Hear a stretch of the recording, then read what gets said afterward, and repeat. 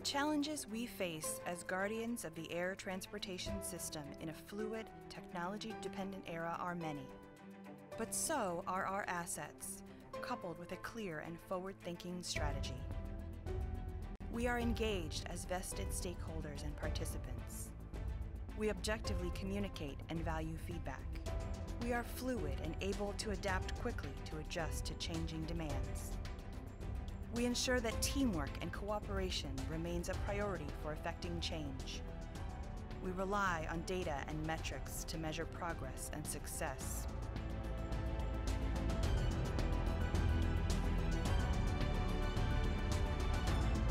Together, we are safeguarding air transportation.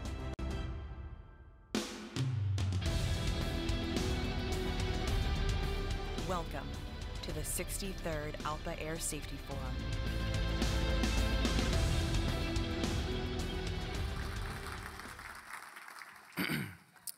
Well, good evening and welcome to the ALPA Air Safety Forum Awards Banquet. A special thanks to the Communications Department for that wonderful video production. This night is always special because it provides us with an opportunity to recognize talented individuals for their contributions to making aviation safer and more secure. For the last 4 days, pilot representatives in government and industry subject matter experts have spoken at length about the actions we're taking to not only advance airline safety and security, but also to anticipate and defend against new and potentially unseen threats as we move forward. We know from experience that the best way to address all of these concerns is collaboratively and inclusively. Only by working together can we fully benefit from the resources, specialized expertise, and unique perspective that each of our organizations has to offer. That's one of the benefits of bringing everyone together for this annual event. I'm proud to say that this is the 63rd running of the forum. As the world's largest non-governmental aviation safety organization, our association and its members have a vested interest in North American aviation and its ability to evolve and grow. Seated in the cockpit, ALPA pilots work at the very heart of the airline industry.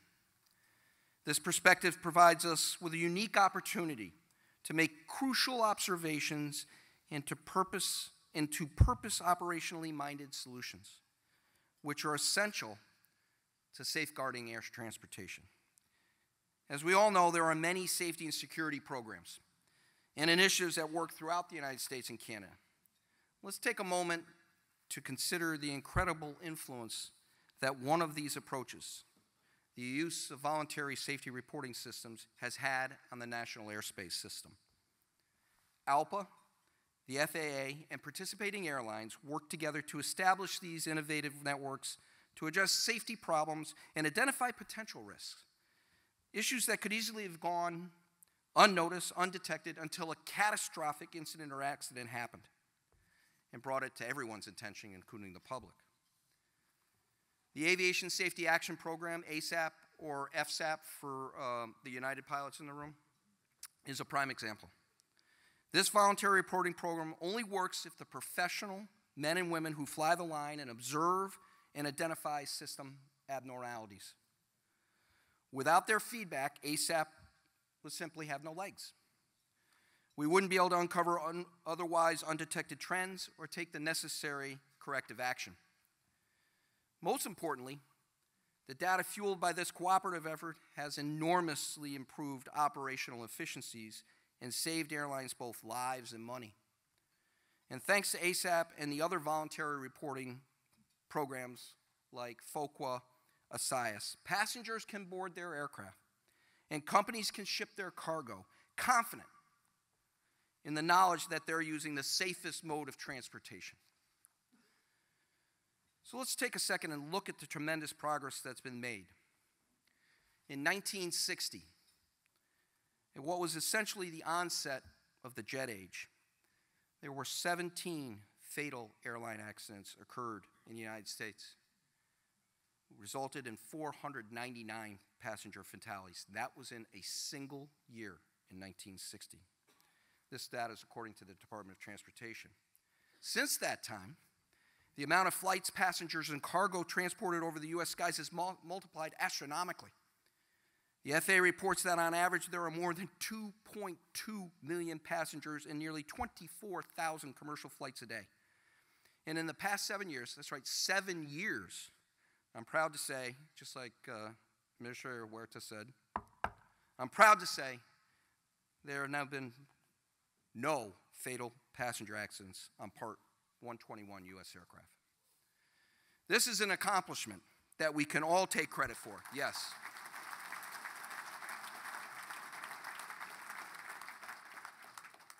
But rather than hear someone from the aviation industry talk about our success, let me share with you what the media is saying, and this is a quote from Forbes magazine about the performance of the airline industry. It's from the December 2016 article titled, "In a Dangerous World, U.S. Commercial Aviation is on a Remarkable Safety Streak." Quote, "American commercial aviation is, by huge margins, in terms of fatality rates per billion passengers traveled, the safest way to travel. This is the case in a world troubled by the threat of terrorism, in which commercial airline flights are still considered prime targets of evil people seeking to make a big global splash in support of their unholy cause is rather remarkable, even though most of us never remark or even think about it." End quote. The traveling public, shipping public may take this for granted, but I know those of us in this room, we do not, and we never will. The magazine highlighted the tremendous efforts of law enforcement and security agencies to protect our skies and airports. That's quite an accolade and a clear sign that our collective, collaborative efforts have not only paid off, but they're getting attention. I want to thank everyone in this room for their part that you play and that all you do to contribute to this remarkable record. Tonight we come together to share a light on several ALPA members who, through their remarkable actions in the cockpit or work to advance safety and security, promote the highest standards for our industry and make this kind of performance a reality. Former FAA Administrator David Hinson once described ALPA as the conscience of the airline industry. I believe the association's numerous safety and security achievements, including 3 Collier trophies, are a testament to that statement. On the runways, in the skies, and often behind the scenes, it's ALPA pilots safeguarding air transportation who make it possible for people and air freight to reach their destinations safely, routinely, without incident. Tonight we have with us a number of ALPA Aviation Safety and Aviation Security Award honorees. People who have contributed tangibly to the progress and evolution of our industry. These individuals set the standard of professionalism for giving their airlines, their profession, and the traveling public through their hard work and insight. Please join me in thanking them as I ask them to stand and be recognized, as I call each by name and identify the year in which the award was given. I think we need the house lights up just a little bit, please, so everyone can see these incredibly talented individuals, as I call them. So they're working on that. There we go. Thank you. These are former Pilot Assistance Award winners with us tonight. First Officer Thomas Thornton, 2014.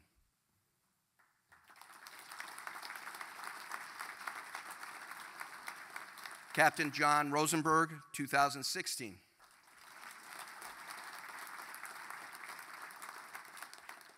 Former Security Award winners, Captain Ron Silberman, 2006. Captain Everett Reese, 2011.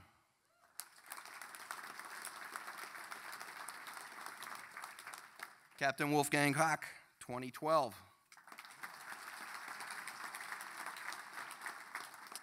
Captain Rich Obert, 2015.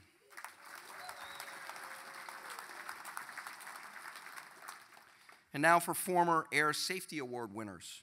Captain Bill Melvin, 1977.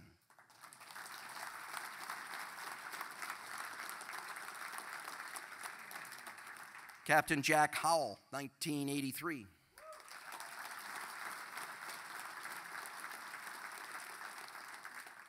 Captain David Haas, 1988.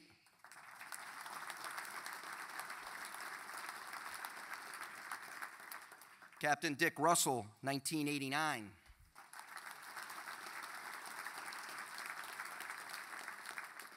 Captain Richard Duxbury, 1995.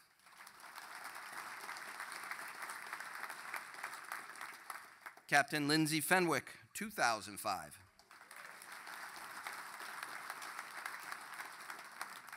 Captain Terry McVenis, 2007.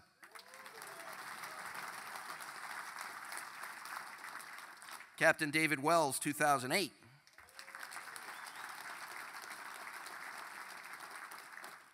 Captain Ray Genola, 2009.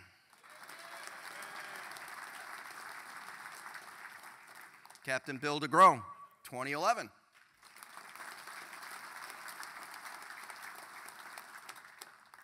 First Officer Mark Rogers, 2012.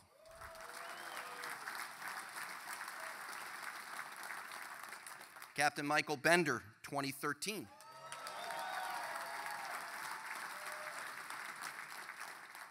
Captain Helen Cunningham, 2014.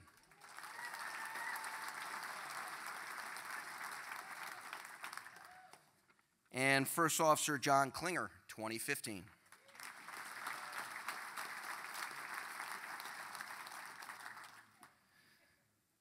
The towering achievements of these pilots remind us, no matter the challenges that lie ahead, ALPA safety, security, and pilot assistance representatives have what it takes to tackle and succeed.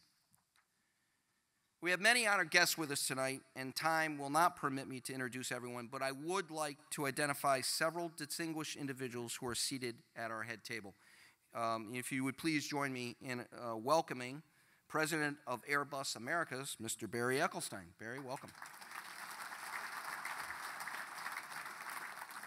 Second time for this guy, Director of Operational Regulatory Affairs for Boeing, Captain Terry McVenis. Director General, Aviation Safety Oversight and Transformation for Transport Canada, Captain Denis Guidon. Vice President, Safety and Quality, NAV Canada, Larry Lajoun. President, Japan ALPA, Captain Hikori Tatiko. I came close. Hiroki. I butchered it, Hiroki. I butchered it. I'm sorry. I apologize. I practiced, too.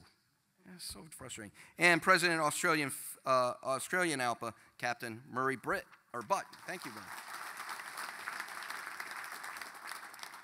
And a member of the Transport Appeal Tribunal of Canada, Mr. Charles Sullivan. The General Manager of the Airline Pilots Association, Lori Garver. And Manager, Space Experience Center, Lockheed Martin, Mr. David Brandt. Thank you for joining us tonight. We appreciate the work you do and look forward to our continuing partnership and collaboration with your organizations. The ALPA and our Air Safety Organization couldn't accomplish all that we do without the work of the association's professional staff. Employees from all of ALPA's departments offer their judgment and acumen to help advance our cause. They work closely with our pilot representatives and many of our industry and government partners, and they are a powerful asset to this organization. Please join me in thanking the ALPA staff for its remarkable work, especially in helping put together the events of this week.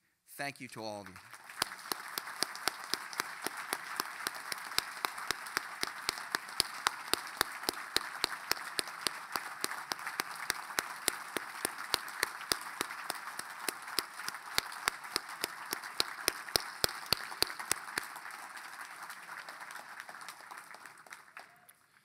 Joe and I we're sick of saying it, but we keep saying over and over again, it just doesn't happen, folks. Someone has to do it, and they're the ones that make it happen. I would also like to recognize all the spouses, significant others, and other family members, some who have traveled some great distances to be here tonight, whose support enables ALPA pilot representatives to continue this important work on our behalf. You are all vital members of the ALPA team, and we appreciate, from the bottom of our hearts, your sharing this special celebration with us tonight. Finally, on a sobering note, we must acknowledge those who have paved the way for our progress but are no longer with us.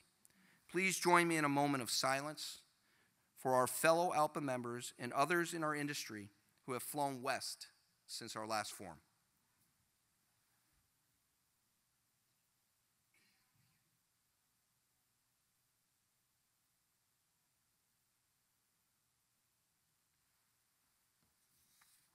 Thank you. I'd now like to take a moment to recognize the career and accomplishments of one exceptional individual who, for more than 50 years, dedicated his wisdom and talents in a special way to advancing the airline piloting profession. To help with this recognition, I'd like to ask Lori Garver, ALPA's general manager, to please take the podium and say a few words about one of our own, Captain Don McClure. Lori? Thank you, Tim. This is a hard one. As many of you know, Don McClure recently passed away after a long battle with cancer. Don joined ALPA as a probationary member in 1964 when he went to work as a pilot for Eastern Airlines. After flying on a number of different aircraft, he became a captain on the 727. Anxious to serve his fellow pilots, he became Eastern's MEC's chief accident investigator and served as chairman of ALPA's Accident Investigation Board for a number of years. He participated in a lot of important investigations, including the accident of Eastern Flight 401, a Lockheed L-1011, which crashed in the Florida Everglades in 1972. During his flying tenure, he also assisted Eastern as well as Braniff and American in establishing special training programs and route qualifications for airline pilots in South America. After 27 years flying the line, Don found his true calling on the staff of the Engineering and Air Safety Office in ALPA. He joined our staff in 1992. He worked on projects such as the U.S. Airways MEC's creation of their ASAP and FOQA projects, their voluntary safety reporting programs that Tim noted in his remarks a few minutes ago.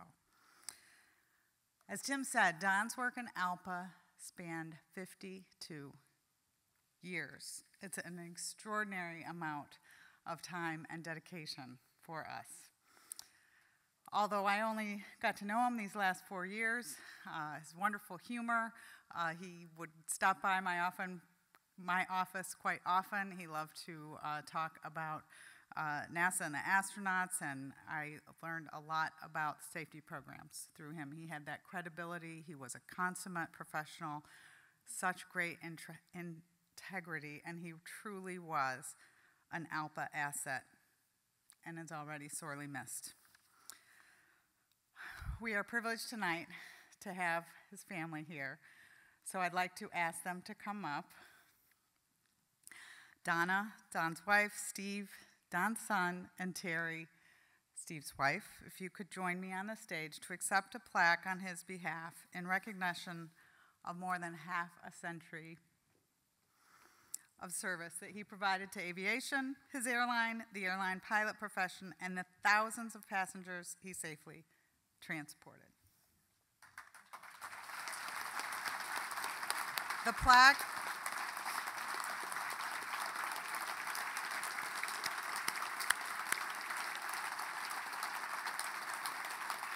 plaque reads,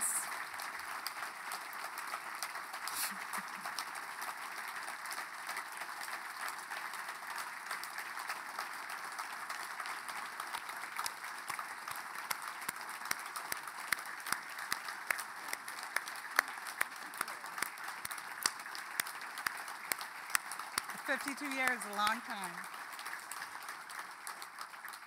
With special appreciation to Captain Donald Don McClure for your steadfast and significant contributions to aviation safety in a career spanning more than 50 years.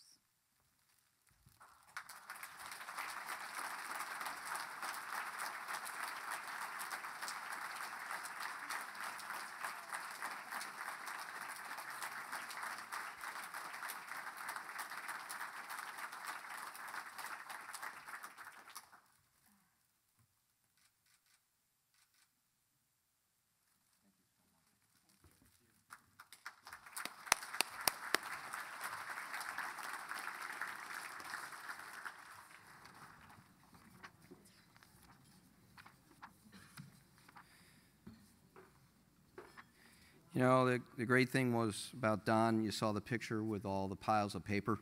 He actually knew where everything was. He could find what he was working at in that paper. Thank you, Lori, and thank you to the family for being here tonight.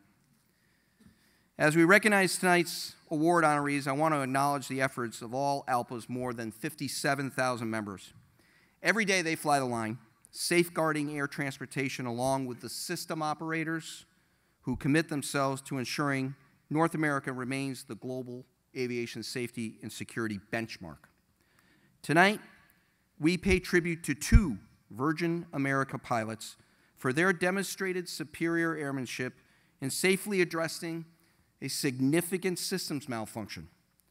We also honor 2 members of ALPA's Air Safety Organization for their extraordinary accomplishments. The pilots selected for these awards, as well as those who were recognized earlier this week, uphold ALPA's proud tradition of leadership, volunteerism, and service to others. Thank you for joining us tonight as we salute them. Now I would Virgin American MEC Vice Chairman Captain Keith Lewis please join me on stage to assist in tonight's Superior Airmanship Award presentation. Please give your undivided attention to Captain Lewis as he describes the heroic actions of the crew of Virgin America Flight 762.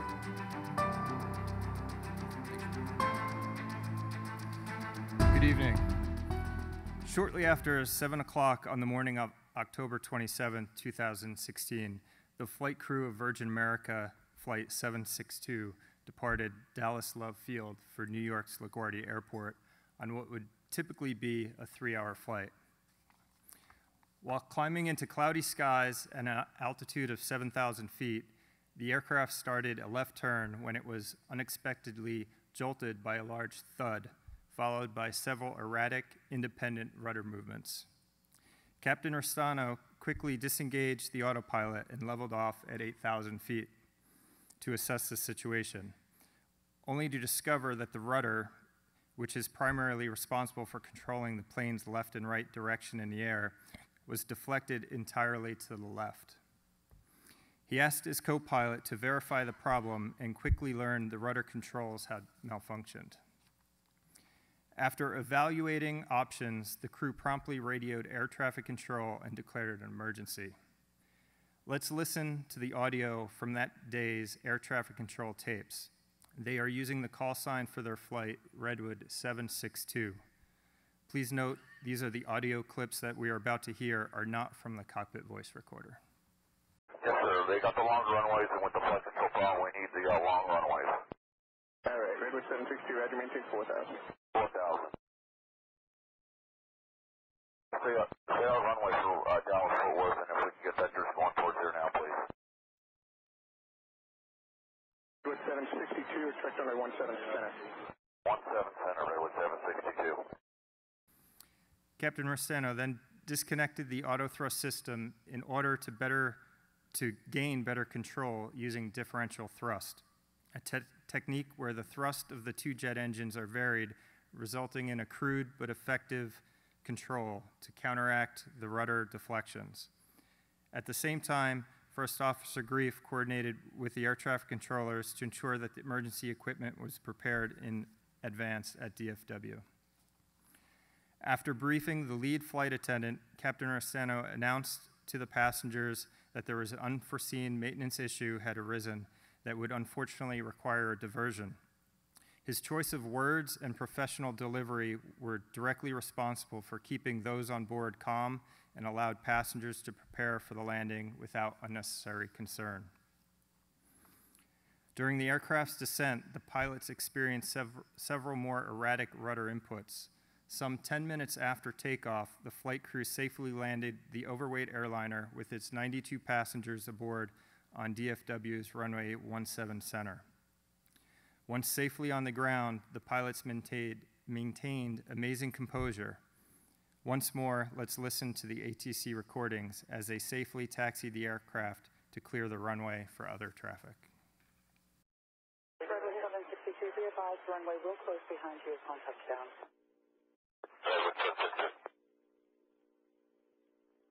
You will be taxiing off the runway onto a taxiway. Bravo 762, right. Rudder issue is not an issue on the ground here, so we can steer fine. Okay, you can taxi south on taxiway Mike, hold short of taxiway Bravo, and we'll find out where we can put you at. Okay, south on Mike, short of Bravo, railway 762. A later inspection revealed an extremely unlikely occurrence. One of the plane's 3 rudder trim actuators had failed in an extended position, and the other 2 were countering against the failed unit, creating an unusual dynamic. Because of the flight crew's quick thinking, expedient identification of the problem, and resourceful efforts in formulating a response, they, in the words of maintenance personnel, greatly reduced the chances of further complications. And all while maintaining true professionalism and keeping air traffic control, flight attendants, and passengers adequately informed about the event. Their actions were short of exemplary. Excuse me. This is an excellent reminder of why the best and most important safety features on any airliner is 2 experienced, well-trained, and highly motivated professional pilots.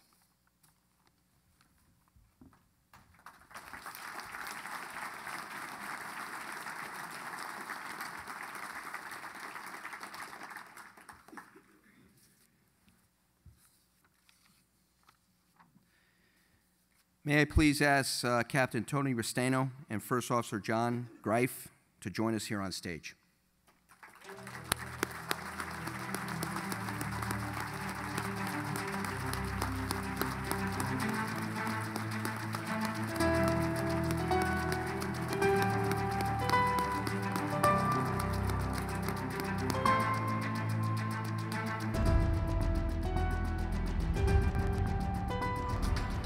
I met these gentlemen yesterday for the first time, and the first thing I told them is, my wife is deathly afraid of flying, but she'll get on their airplane anytime.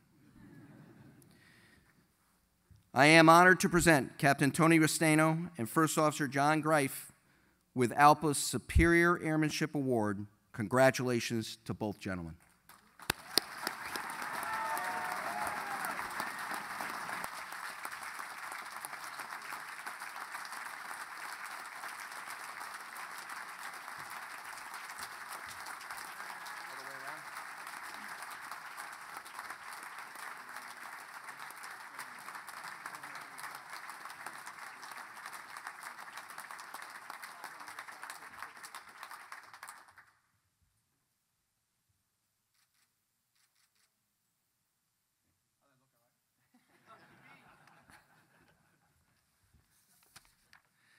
So Tony's going to say a few things. So Tony, podium's yours, sir.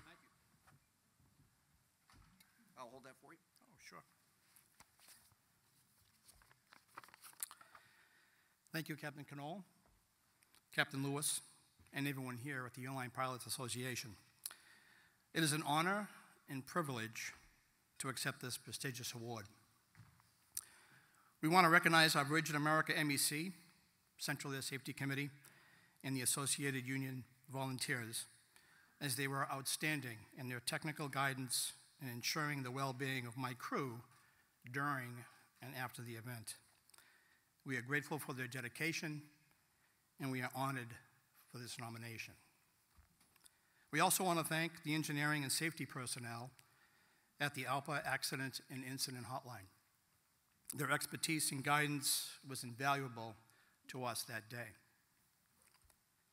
To my flight crew, our flight attendants Pamela Keck, Diana Torres, and Rachel Jacobsma. Their competence during that flight was exemplary to their profession.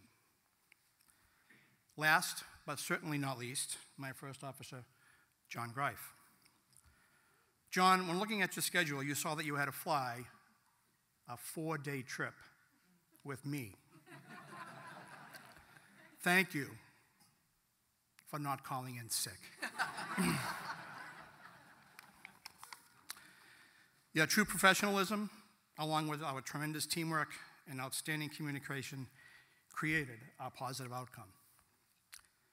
The unexpected events that bring us to this award are not ones that we can predict or in most cases even train for, but ones that as professionals we can endure with successful outcomes due to our dedication, our experience, our responsibility, and most of all, our promise to the safety, security, and well-being of our passengers and our crews.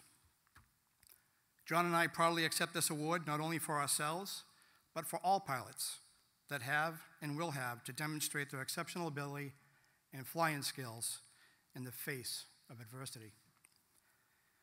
With the support of our own local MECs and Central Air Safety Committees, in conjunction with ALPA National's long history of dedicating themselves to the pursuit of aviation safety, let us continue to keep our skies here in the United States and around the world safe. Thank you.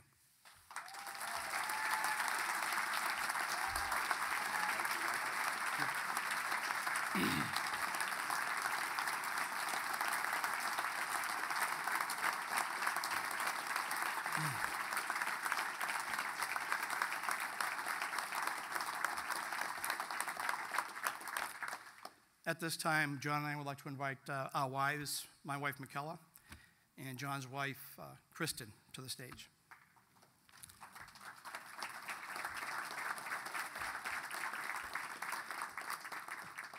John and I are extremely lucky and very grateful for the love and support that they give towards the dedication we have to our career.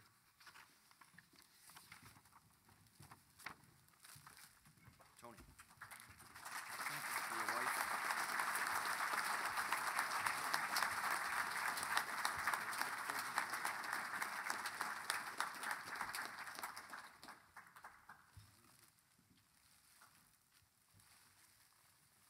Step up. Is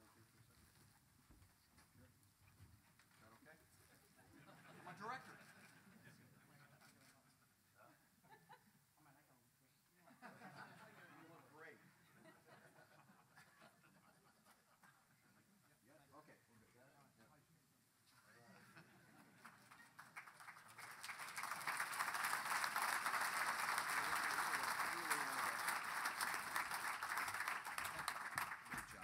Great job.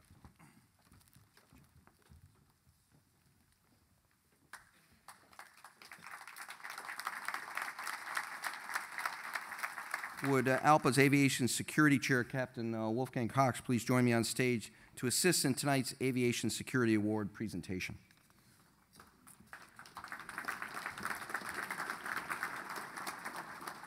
What are you doing? He didn't do anything. I'm just kidding. I'm just kidding. He's one of my favorites. I'm kidding. It is now my privilege to present the ALPA Aviation Security Award for 2016. Tonight, I'm honored to present this prestigious prize to FedEx Express First Officer Preston Green. We have First Officer Green to thank for his valued guidance and extensive work promoting aviation security, particularly in the realm of air cargo. He's been the Vice Chairman of ALPA's President's Committee for Cargo since May of 2013 and also chaired the FedEx Express MEC Security Committee from August 2012 to January of 2016. First Officer Green is the association's subject matter expert on Aviation Security Advisory Committee, offering extensive knowledge in the area of cargo security. He's worked diligently with the Transportation Security Administration to promote risk-based screening methods and flight deck protective measures. He's also been a dedicated proponent for exploring emerging issues, such as an insider threat and threatened airspace management. First Officer Green is a recipient of the Federal Flight Deck Officer Bronze Service Award, and if that isn't impressive enough, he's also a former Navy SEAL. Don't mess with him. First Officer Green, would you please join me here on stage?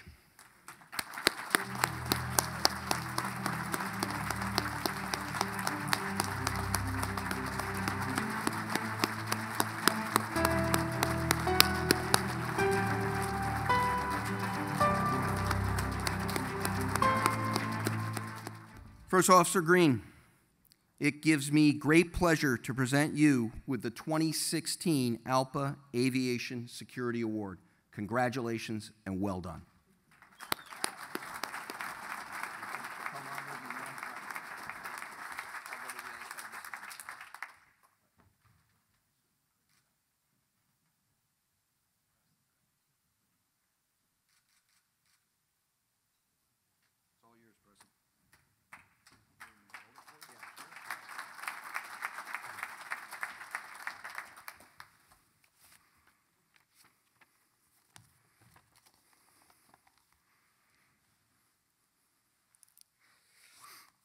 Thank you, Captain Canole, and for this humbling opportunity.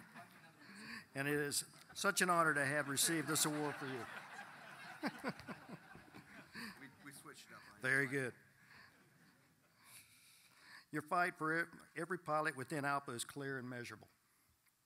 But I must mention that you have done so much for the cargo industry, and I salute you for that, sir. And it's huge. A cargo pilot has never had the concentrated support that you have provided to our security and our safety issues. You are our vanguard. You're our cornerstone in the shining light for the guidance and the inspiration that you have provided with your leadership and inspiration. Thank you, sir. I also want to thank Captain Joe DePete. As a military metaphor, you care for your troops, always making sure that we have what is needed for the fight.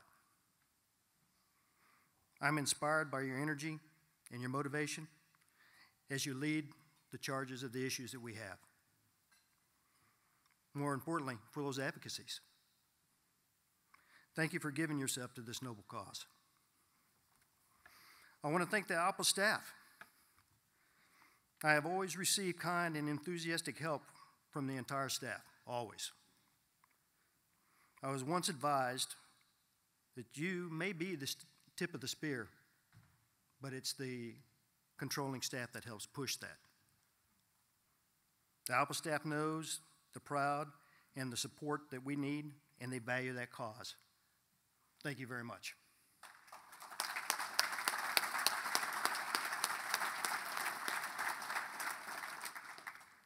I can't forget Captain Wolfgang Koch. When I first was selected as security chairman, I met with Wolfgang at the very first Air Safety Forum that I attended. He already had been here with years of experience, and he took the time to help me and mentor me. And that was very important.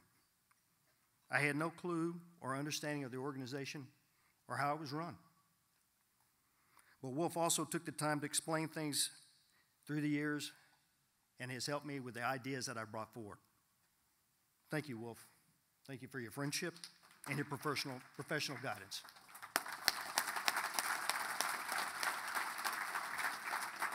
As for the FedEx leadership, I got to say it too. Chuck, Captain Chuck Dyer, and Captain John Cardacci. You both listen and openly engage. You center our efforts and help us with direction and measured guidance. As a pilot group, we're better with your leadership, and I thank you for all that you've done for us.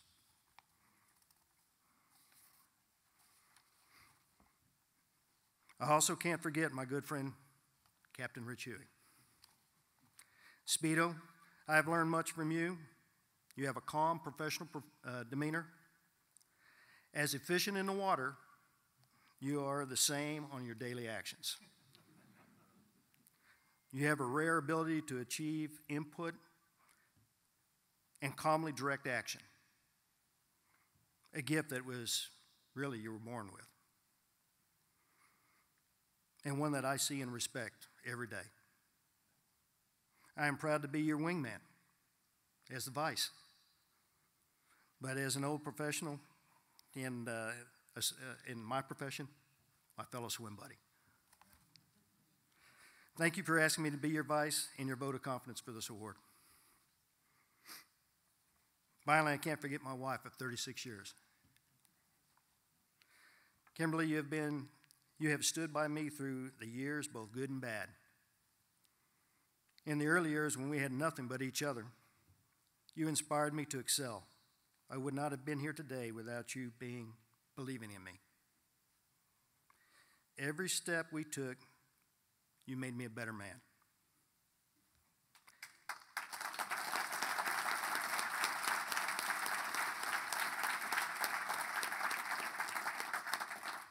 My dad once told me, always marry a woman smarter than you. And if she should cook, if she's a good cook, that's an extra.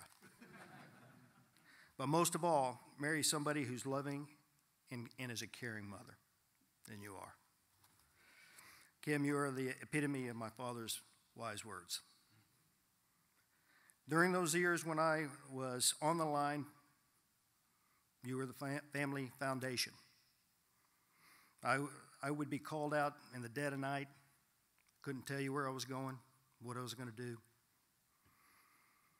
You were always calm. You kept normalcy for the kids. You maintained our home. You watched the news and you interacted with the other wives. And you prayed for me to be able to come home safely, which in turn is the true testament of who you are. I would never have completed my education had it not been for you. You believed in me. Those long nights that I did night school, it was because of you. Dear, thank you for being my life partner and all that great adventure.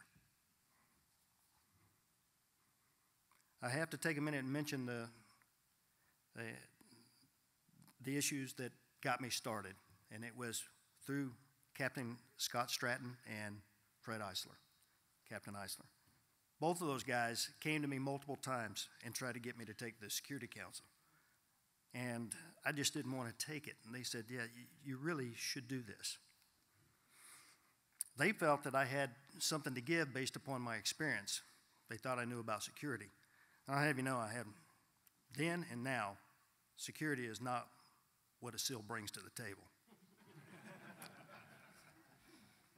I do have a unique background and perspective, but it's not in security.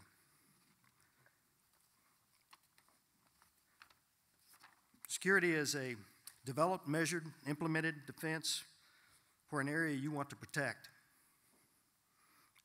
As a SEAL, we never planted a flag, we never owned any property, but we always took the fight to the enemy. So I do have a different perspective than most. People would ask me, what is it that keeps you up at night? You always hear that. People say that, and you got to think about it. Every time I watch those airplanes disappear into the building in 9/11, I think about the horror those people felt as they were consumed by the fire. But more specifically, I thought about the horror of the pilot's experience when they were brutally attacked. For as a SEAL, I have seen the fear in the eyes of those that we took down. The feeling of hopelessness from being overpowered by our assault. One of the first things you're taught when you go through BUDS, Basic Underwater Demolition SEALs Training, are these foundations. You pick the time, you pick the place, and when it comes time to fight, you fight with reckless abandon. Having the elements of surprise is paramount. That combined with the violence of action are almost impossible to overcome, and that's exactly what happened. So we take the fight directly to the enemy in their own backyard of a time we choose. And when we strike, we would strike them hard. In doing so, we would always try to give ourselves a reactionary gap, which for us was time and space, what was needed on the dynamic battlefield, which would allow us to build a counterattack as needed. An example might be employment of a sniper or counter-sniper team, employing outside security for a blocking force, or utilizing existing cover, natural barriers, which would, again, give us time and space. Not having an intrusion-resistant cockpit door robs our crews of this reactionary gap, which takes away the space and time to defend the flight deck, themselves, and the aircraft. Many tell me, you need to give up this cause. You're chasing a ghost. You're not going to be able to solve this problem. But I just can't do it because I believe in it so much. I would never forgive myself if there was yet another 9/11 type assault on a non-hard door flight deck, therefore eliminating the crew's vital reactionary gap needed to save that aircraft. I'll tell you a quick story. I was a boat crew leader during the Panama Operation Just Cause. I can talk about this because it was declassified. TF Blue, Red, Green made up the main assault, with TF White as giving one of our missions. We provided that over to those. And one of the East Coast SEAL teams got the mission to keep the aircraft from taking off on Patia Airfield. The platoon officer was a new platoon leader and had no combat experience. At the last minute, the rules of engagements changed, and he was advised to not damage the aircraft, that it was the property of the Panamanian people, and the operation was their operation was to not damage the least amount that they could. So instead of remaining in the safe of cover, it was decided to set up a tactical perimeter on the open ramp and try to call out the guards that were protecting the aircraft. They gave up their element of surprise, and they also gave up their reactionary gap. The initial assault from the guards knocked down 2 SEALs on the L-shaped perimeter closest to the hangar, and the firefight was on. I was at Rodham Naval Barge with our 4 assault bolts waiting for our execution call authorization. Our assault was to take down Noriega's 2 yachts. Our job was like our brothers at Patia. It was to be able to take out and close off the escape routes that the man may have. Another thing you are taught early as a SEAL training, firefights that last more than a minute, something has gone badly wrong. We hacked our watches as we saw the tracers coming off of Patia, and the smoke bellowed. The tracers started fires, and those were covering smoke. After about 5 minutes of the firefight, we knew what had happened.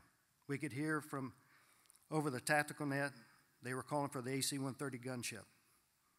As a result, the firefight and the fire that was starting over because of the tracers, we couldn't see the AC-130 gunship. But we could sure hear whenever that big howitzer cranked off and whenever it hit the ground. You could see the flash and the explosion. I was told later that the AC-130 took out 2 APCs maneuvering outside the field. Then what we dreaded came over the net, call for a medevac. The call kept coming. Then we saw what was inevitable, the lost comm call. The medevac star cluster pop flare was given, but there still was no bird. It was deemed that it was the limited assault helicopters available and the dynamics of the order of battle that a medevac could not be released at the time. It was a horrible feeling sitting there watching such a thing, knowing that my fellow brothers were dying. 4 SEALs were killed that night.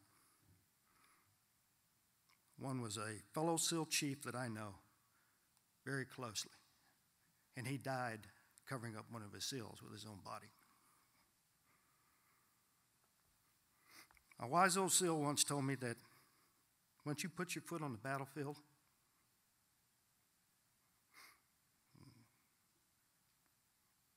you are there and there's nobody else that's going to help you.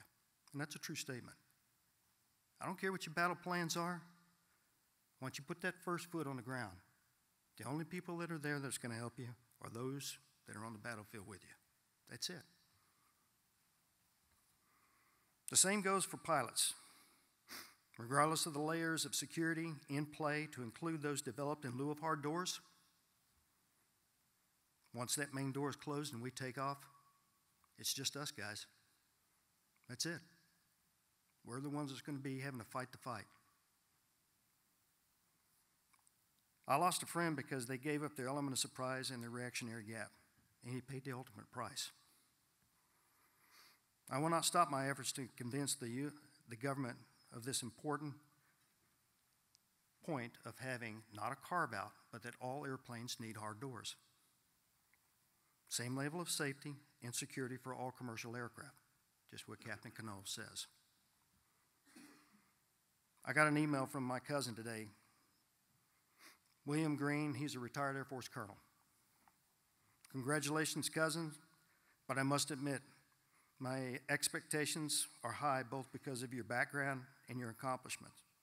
It is a hard subject that you are involved with where, unfortunately, politics carries much weight. The political bureaucracy will cause frustration, delays, but don't let up on what you know must be done. And let's all hope that no serious incident occurs before changes are made. Truly, Bill.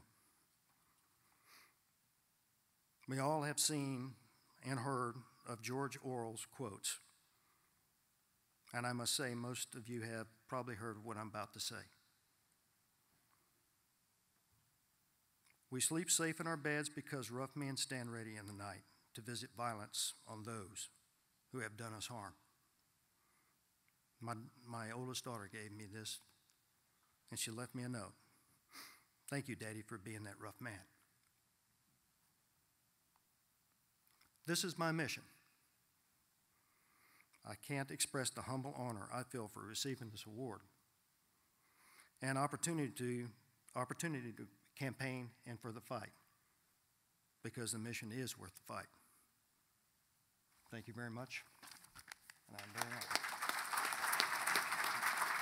That was very well said, Captain. Thank you so much. Very great. Did you want to invite your wife up?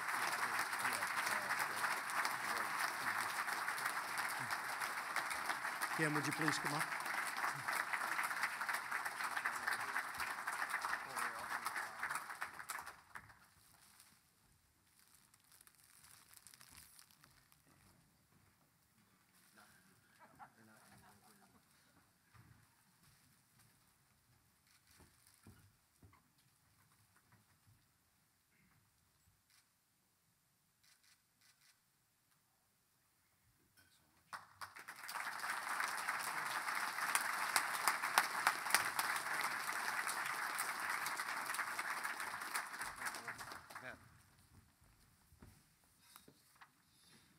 Congratulations, Preston, on this well-deserved honor, and thank you for everything you do to improve flight security for our members. Will Captain Steve Gengelis please join me on stage to assist in tonight's Air Safety Award presentation. Now, I'm honored to present the 2016 ALPA Air Safety Award. This evening, I have the privilege of recognizing United Airlines Captain Charles Hogeman for his extraordinary contributions to air transportation safety. Captain Hogeman has held several senior positions within the association's air safety organization, including Aviation Safety Chair from 2011 to 2016 and Human Factors and Training Group Chair from 2007 to 2011. We particularly want to recognize him for his dedicated work with other air transportation stakeholders on aviation rulemaking committees, most notably the ARC that was formed to establish minimum First Officer Part 121 operations qualifications. This ARC led to the safer First Officer training, qualifications, and experience requirements that ALPA is fighting to protect this day. Captain Hogeman has distinguished himself as ALPA's representative to the Commercial Aviation Safety Team and as a member of the Aviation Safety Information Analysis and Sharing Executive Board. Captain Hogeman, would you please join me on stage?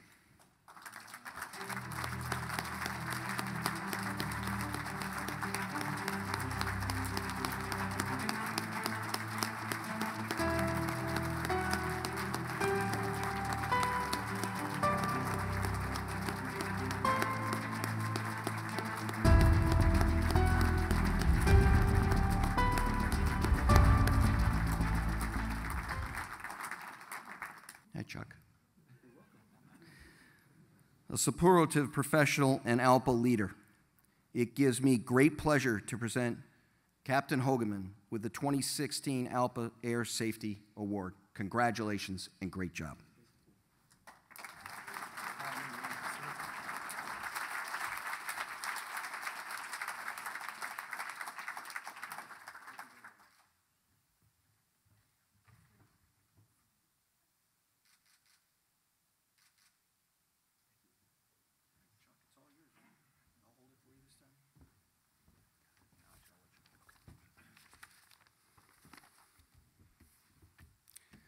You know, I've attended a lot of these banquets over the years, and I've heard a lot of inspirational speeches. And we heard two tonight, Preston and Tony. So I feel like this is an out-of-body experience for me because I'm receiving this award. But the good news is I'm in front of a lot of great colleagues and a lot of great friends. I'm very grateful to receive this award, but honestly, this award is for all ALPA safety volunteers. Like many of you, I've had to respond to uninformed cynics that say, after all, ALPA is just a union. But ALPA is very unique. Its truly unique role in the airline industry is that it has both representational goals and a strong safety mandate. And some don't understand that. There's that old adage that there's no politics in safety. I've heard it no less than about 3,000 times in the last 6 years, as many as you have. And I agree with that notion, but at this point in my career, I would like to turn that around and say that safety, security, and pilot assistance is our politics. It's what's important to us. We'll never apologize to anyone for being strong and unwavering voice in the air safety dialogue as we work collaboratively to identify threats, risks, and to develop solutions that keep the airspace safe. Doing our safety work is not a sprint. It is a marathon with no beginning and no end. It transgresses the changing politics of Washington and Ottawa, the changing leadership at the FAA and Transport Canada, and of course, the never-ending airline shuffle in airline managements. But we do it forcefully by advocating our opinions, while at the same time working hard to achieve consensus-based solutions with other stakeholders. It is a fine line. We seldom enjoy taking the proverbial 4-lane interstate to agreeable solutions. Often, we have to take side roads, back alleys, dirt roads, and sometimes we have to move forward where there are no roads. But not undertaking these long and arduous journeys can never be an option for us. ALPA can't always raise the safety bar by itself. But in doing this work, I realize the rest of the safety industry can't raise the bar without us. I've found that doing ALPA safety work requires two things: having the common sense to enable others to do their work. The second, being enabled to do your work. I can't possibly accept this award without acknowledging some of the folks who have enabled me over these many years. I'd like to start by thanking the national leadership. Captain Knoll, thank you very much for your leadership. Captain Joe DePete, thank you, sir. It was an honor to work with you these past couple of years, and thank you for your support. Captains Randy Helling and Bill Coet, thank you. And of course, ALPA Aviation Safety Chair, Captain Steve Gingelis. Steve, thank you for many years of support. Great working with you. Can't do this work without the support of your own MEC. And I couldn't have done any of this work without the support of the United Airlines MEC. I want to thank Master Chairman Todd Insler, Vice Chairman Captain Bob Fox, Central Air Safety Committee Chair Bob Zisk, the MEC officers, the committee chairs, my LEC officers, all of whom I've been very honored to work for. I am very proud to be a United pilot, and I am grateful for an MEC that has a strong commitment towards safety. Within the ALPA National Air Safety Organization, I've been privileged to direct the work of some of the greatest technical experts in safety, and I'd like to name just a few of them. Jeff Perrin, Rip Torn, Brian Lesko, Mike Shills, Brian Moynihan, Don DeBias, Kathy Hurst, Nick Seymour, Glenn Finch, Lee Genoy, Brian Burks, Dave McKinney, Helena Cunningham, Frank Bizonia, Jeff May, and my special friend, Captain Frank Cheesman. Frank, thank you for all the hard work you've done and your friendship.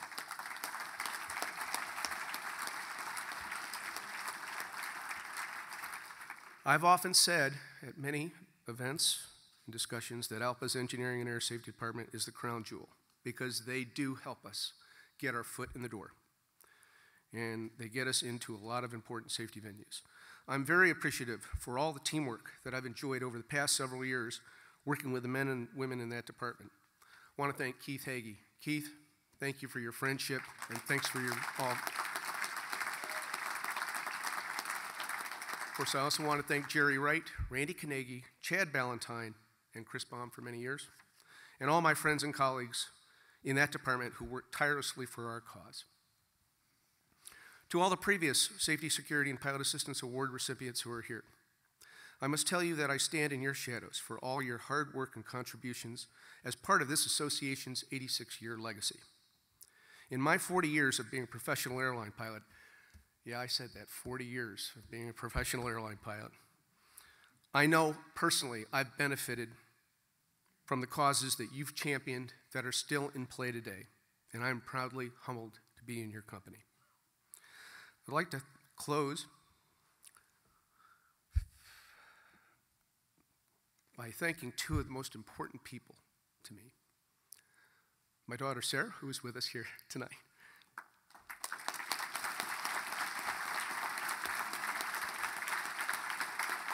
And my son Stephen, who is camping with the Boy Scouts at the National Jamboree in West Virginia, couldn't join us. So,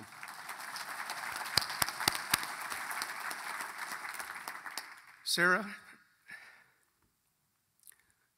as an airline pilot and safety volunteer, I know I've missed a lot of birthdays, holidays, swim meets, and school events.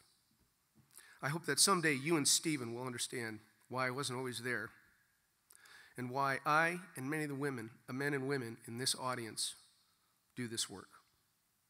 It's because we deeply care about the airline industry, this profession, and we gratefully accept the trust and responsibility that comes with flying airliners and doing safety work.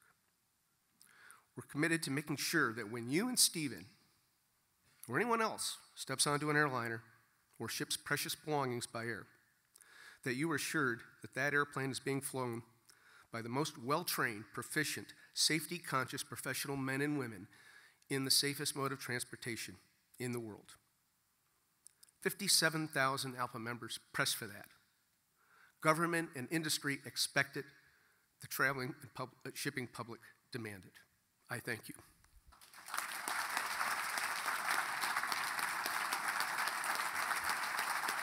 Can I invite Sarah up here? Yeah, absolutely. Sarah?